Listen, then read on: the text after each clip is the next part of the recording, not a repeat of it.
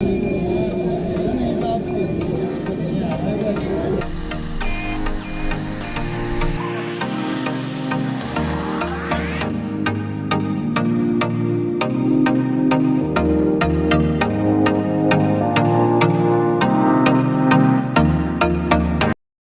Guys, कैसे आप सभी लोग। बहुत स्वागत है आपका मेरे एक और नए ब्लॉग। तो आज दिन की शुरुआत करी है हमने गंगोत्री से। तो अभी सुबह के 7 बज रहे हैं और मैंने ये माइक लगा रखा है। यहाँ इतना शोर है पानी का कि आप बिल्कुल वीडियो नहीं बना सकते हैं, बिल्कुल बात नहीं कर सकते हैं। तो चलो मैं एक बार आपको दिखाता हूँ कि बाहर का जो माहौल है वो कैसा है। कोशिश करूँगा कि मैं कुछ बोल सकूँ और वो आवाज़ आप तक आए, लेकिन बहुत मुश्किल है कि आवाज़ है। यहाँ पानी का शोर इतना ज़्यादा है कि बिल्कुल सुनाई नहीं देता। और ये है यहाँ का सबसे खूबसूरत नज़ारा जो कि हम बार बार देख रहे थे। और सामने आप देख सकते हैं गंगोत्री धाम का मंदिर, और साथ ही उसके पास में से एक सीढ़ियाँ नीचे आ रही है जहाँ पर सभी लोग स्नान करते हैं। कुछ देर में हमें भी वहीं जाना था स्नान करने, तो हम विचार कर देते स्नान करने का। पानी इतना ठंडा था कि देख देख के हम सोच रहे थे। तभी हमारी नज़र पड़ती है उस पुल पे जहाँ से कुछ लोग और आ रहे थे। लेकिन उसके बीच हमारा एक प्लान बनता है कि हमें जाना है गोमुख। लेकिन किसी ने हमें बताया कि अभी आप गोमुख नहीं जा सकते क्योंकि मौसम बहुत ज़्यादा ख़राब है। सभी पहाड़ों पर पूरी तरीके से बादल बने हुए थे। हमें इस चीज़ का डर था कि अगर हम गोमुख गए तो क्या हम वापसी आ पाएंगे या नहीं। ऐसा हम इसलिए सोच रहे थे क्योंकि हमें सेम डे में एक ही दिन के अंदर ऊपर जाके दर्शन करके वापसी नीचे आना था, जो कि पॉसिबल नहीं था। तभी हमने गोमुख जाने का प्रोग्राम पूरी तरीके से कैंसिल कर दिया। गंगोत्री धाम पे दर्शन करने के बाद वापस जाने की सोचने लगे। बार बार हम इसी नज़ारे को देख रहे थे अपने होटल के कमरे के बाहर, कभी उस पुल के ऊपर चढ़ के, कभी कहीं। जितनी बार भी देख रहे थे हमारा मन नहीं भर रहा था। सबसे पहले मैं आपको बता दूं, अगर आप गंगोत्री धाम आना चाहते हैं तो आप दो चीज़ों का बहुत खास करके ध्यान रखें। पहला ये कि आपके पास हमेशा विंड शीटर और गर्म कपड़े ज़रूर होने चाहिए। और दूसरा ये कि कोशिश करें कि आप जाने से पहले वहाँ की इन्फॉर्मेशन ले लें कि वहाँ मौसम कैसे है।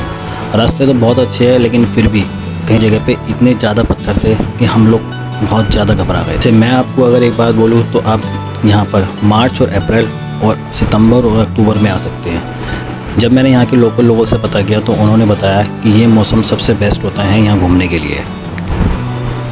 जब हम लोग एक दिन पहले रात को यहाँ पहुँचे तो हम लोग बिल्कुल नॉर्मल कपड़ों में थे, एक हाफ टी शर्ट्स और पजामे में। लेकिन जैसे ही यहाँ पहुँचे तो इतनी ज़्यादा हमें ठंड लगने लगी, हमने फ़ौरन यहाँ जैकेट्स ली।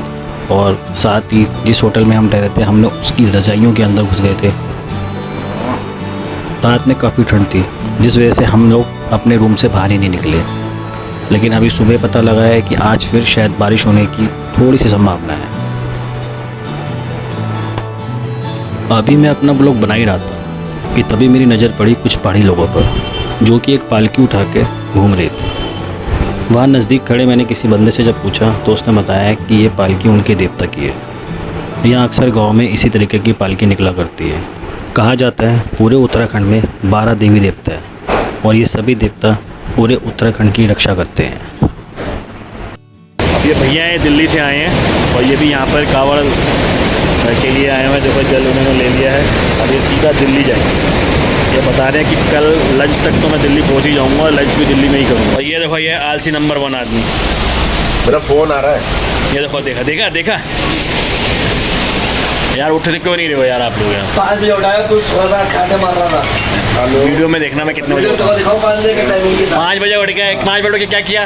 बाहर बैठे जाप कर लिया। ये सब सो रहे थे, अभी उठाया मैंने सब लोगों को। हाँ देखो जो जाप किया साधु महाराज जी ने। हाँ आपने क्या किया 5 बजे उठ के? फोटो खिंचवाई है, रील बनाई। होटल से निकलते ही हम सभी लोग घाट पर नहाने के लिए गए। पानी इतना ठंडा था कि मानो जैसे कि शरीर जम ही जाएगा आज। अरे डालो मिल जाएगा। अरे बाल्टी तो भरो। अरे एक बार में नीचे डाल ले, एक बारी में दोबारा डालने की हिम्मत नहीं होगी। देखो 10 रुपये का साला दोबारा मांगूंगा। 10 रुपये क्या भाई, वहाँ मत छोड़ो, इधर को फेंक दो। बस भगवान का भोले शंकर का नाम लो, गंगे मैया की जय और बस। अरे नहीं डालो डालो, अरे आ जाएगा। मक्के से नहीं नहाया जाएगा।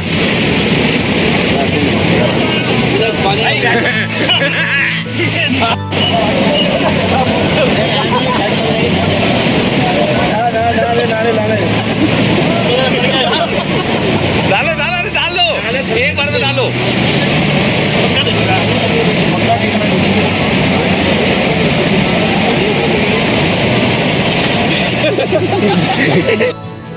नहाने के बाद हम सभी लोग दर्शन करने मंदिर की तरफ निकले। मंदिर जाने का जो रास्ता है वो वही लोहे का पुल है जिस पुल के नीचे से गंगा जी बहती है। पुल के नीचे नदी का इतना शोर होता है कि वहाँ खड़े होते हुए भी डर लगता है। मंदिर जाते समय आपको लोकल बाज़ार से होके जाना पड़ता है। ये बाज़ार बिल्कुल वैसे है जैसे हरिद्वार का बाज़ार है।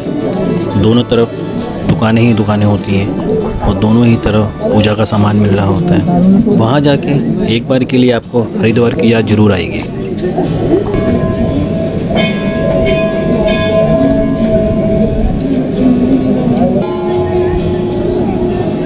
चारों तरफ पहाड़ों से घिरा हुआ मंदिर देखने लायक था। मानो ऐसा लग रहा हो जैसे कि हम स्वर्ग में बैठे हों। जब हम मंदिर पहुँचे तो वहाँ पे काफ़ी लंबी लाइन थी, लेकिन फिर भी कुछ देर बाद हमारा नंबर आ गया और जिस पल का हमें इंतज़ार था वो पूरा हुआ। हम सभी ने गंगोत्री माँ के दर्शन किए। कर लिए हैं अभी मंदिर के, देख सकते हो आप मेरे पीछे। दर्शन करने के बाद बारी आती है गंगा जल को भरने की। आपको बता दूं, जल भरने का वही स्थान है जहां पर श्रद्धालु लोग आके स्नान करते हैं। हमें उसी जगह पे जाना था जहां भक्त स्नान करते हैं और वहीं से हमने जल को भरा।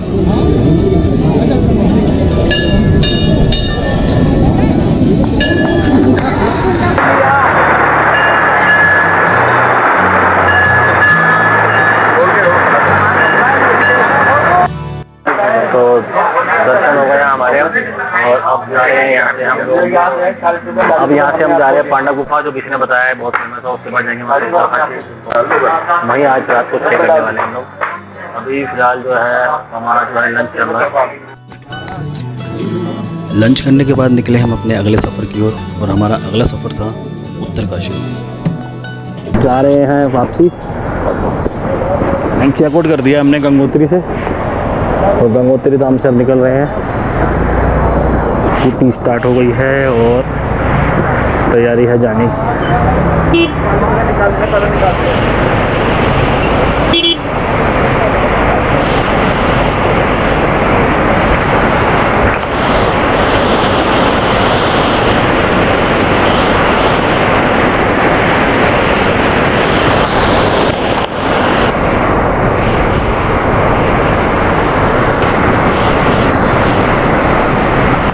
मौसम ख़राब हो चुका है फिर से और अभी देखेंगे कहाँ जाना है कैसे।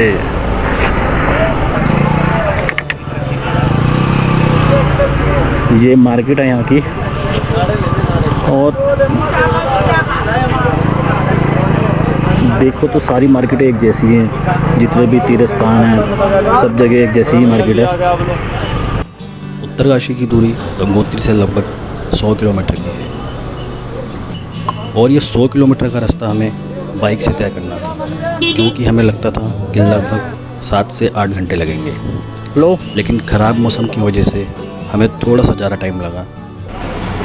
अभी कुछ दूर चला ही था कि कुछ लोग मुझे मिले रास्ते में, जिनसे बात की तो पता चला कि वो मेरे सब्सक्राइबर हैं। काफ़ी अच्छा लगा देख के।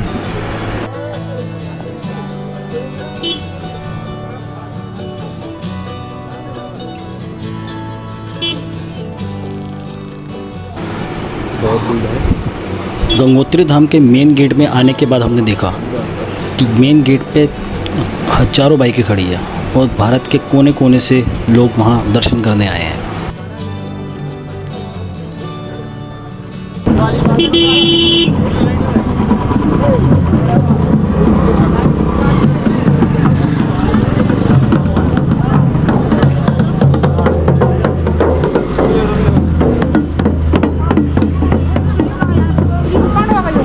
और ये ही उत्तराखंड में जो लोग हैं उनके जो देवता है उनकी डोली निकलती है।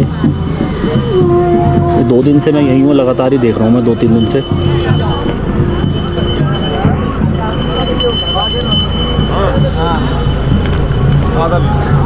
भारी भीड़ से निकलते हुए हम लोगों ने फिर से अपना सफ़र शुरू किया और सीधा उत्तरकाशी की ओर हम निकले।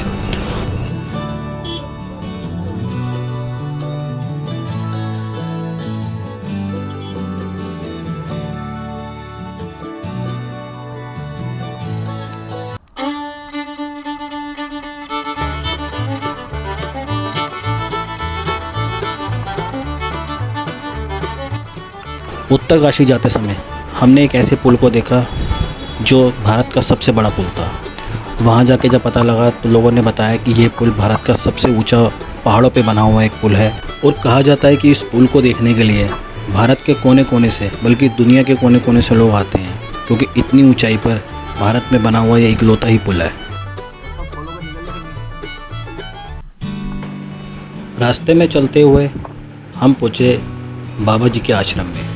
ये वही बाबा जी हैं जिनके बारे में कई लोगों ने कहानियाँ सुनी हैं। ये वही बाबा जी हैं जिनको लोग बर्फ़ानी बाबा के नाम से जानते हैं। आज हम उनसे पहली बार मिले उनके आश्रम में। बाबा जी के आश्रम में रहने और खाने की पूरी सुविधा थी और वो भी बिल्कुल मुफ्त। हम लोगों ने वहाँ पहुँचकर थोड़ी देर आराम किया और फिर प्रसाद खाया।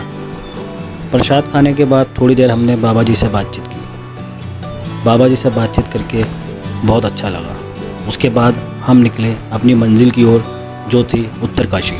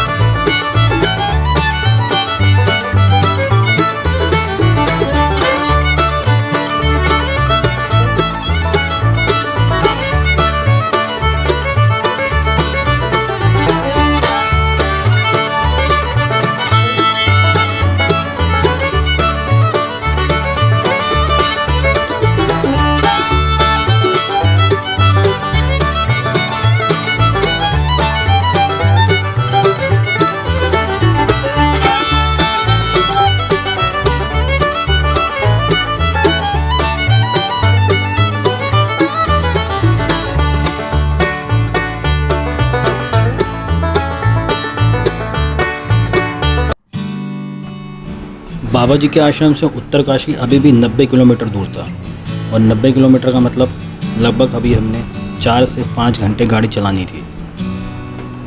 4 से 5 घंटे बाइक चलाने के बाद हम लोग पहुँचे गंगनैनी। गंगनैनी उत्तरकाशी से 20 से 25 किलोमीटर दूर है।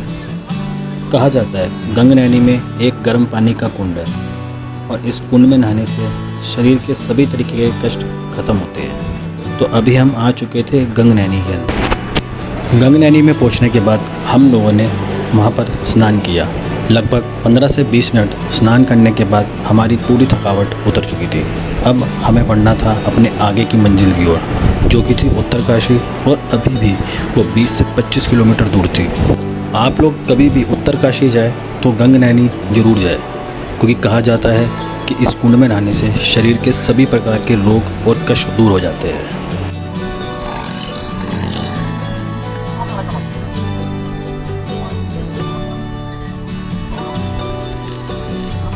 जिस चीज़ का हमें डर था वही हुआ। जब हम उत्तरकाशी के लिए निकले, रास्ते में फिर से बारिश शुरू हुई और भारी बारिश के बीच हम लोग उत्तरकाशी पहुँचे। उत्तरकाशी जाते जाते हम लगभग पूरी तरीके से भीग चुके थे। तो अभी हम पहुंच गए हैं उत्तरकाशी और अभी हमने होटल लिया है और खाना वाना खा लिया है। अब जैसे ही पहुंचे हैं वैसे ही यहाँ पे बारिश आ गई है। दिखाता हूँ आपको अभी। जैसे तैसे हम लोगों ने फटाफट एक होटल लिया और हम सभी ने अपने अपने रूम में जाके अपने कपड़े को